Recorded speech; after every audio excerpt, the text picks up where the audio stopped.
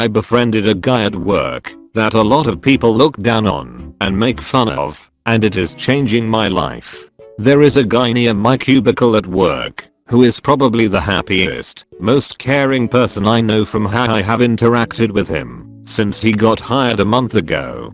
I sat with him a lot to teach him his job, and he was assigned to the same team as me. A lot of people have called him weird and made jokes about him. Even the head of the department has made comments about him while he was in earshot. He is always staying active. He does yoga in the parking lot, and if he is tired on his lunchy, we still on his car, not in. Definitely a bit strange, but I don't think he deserves to be treated that way for emphasizing physical and mental health. I'm a bit overweight, so a week ago I asked him if I could join him and if he could help me exercise.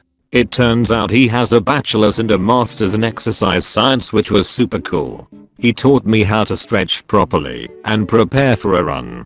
We then ran, and I completed my first mile in under 10 minutes. I know this sucks, and a total of 3.1 miles with stops to stretch and to slow my heart rate down. Running a 5k in segments I did not think possible.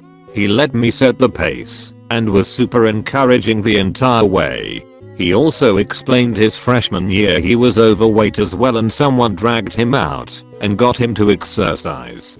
Once we finished, he said I should join him again next Friday as that is his recovery day. I got home and felt amazing. I then check my messages and this guy has made a custom workout plan for me for the next 2 weeks with a note saying after I accomplish that he will see where I'm and adjust it.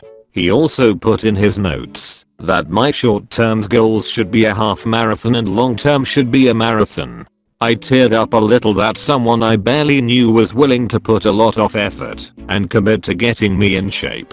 TLDR, the guy everyone was making fun of is now my personal trainer and apparently has the credentials to do that as well. Update. Thanks you so much for the conversation in the comment below and for all those shiny award things. I have not gotten those before. I'm surprised this blew up as much as it did. I have been trying to respond to everyone's questions or comments for the past hour or so. I will continue working my way through for a bit more tonight. Otherwise I will try to respond to the rest tomorrow. Also, don't be afraid to reach out and be friends with someone, even if no one else will give someone a chance. Everyone deserves a chance at a friendship. Be like my new friend. Second update. I'm a guy and I'm happily married. After seeing some comments I thought I'd clear that up. I just value having good friendships with other guys. Sorry if I crushed anyone's romance stories. Third update. I do stand up for him as much as I can, especially when it's a direct conversation with me. I have a strong I don't negotiate with terrorist policy on this. Fourth update. Apparently running a mile under 10 minutes is something to be proud of. Thank you all for the compliments. Before I put on 60 plus lbs in fat I used to do it in under 7. I'm out of touch with reality and I'm sorry about that. You guys are all awesome BTW. My professor once told us to stop dreaming big and start dreaming deep, and that piece of advice has stuck with me since. I was a senior, excited and ready to finally graduate, when my advertising and cultural studies professor gave our class this amazing piece of advice. Teach your children to dream deep. Don't teach them to dream big. For him, words play a big part in the way we live our lives. If we teach our children to dream big, then we'd also be teaching them to reach for the stars and climb the ladder of success. They'd only focus on building a grand life hinging on fame or high status. But if we teach them to dream deep, then we'd also be teaching them to reach down to their emotions and remember their roots. See, it's a simple piece of advice, but it's also really profound, in a way. Reaching for the stars? Climbing the ladder of success? Those might as well be illusions. Our emotions and our roots are real. So just imagine how far we can make it if we draw our dreams from them. How about you?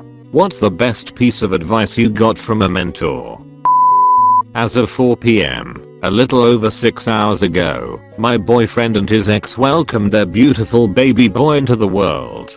Yes, this title is a mouthful and you might have tons of questions. But as of right now, my boyfriend is now a proud father. My boyfriend 9 months ago hooked up with this girl off of Tinder. They used protection and apparently the condom broke. I know what you're thinking.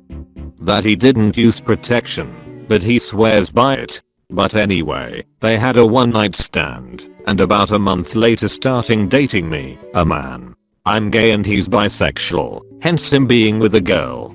Shortly after we started dating, the girl he hooked up with contacted him and told him she was pregnant and wanted to keep it.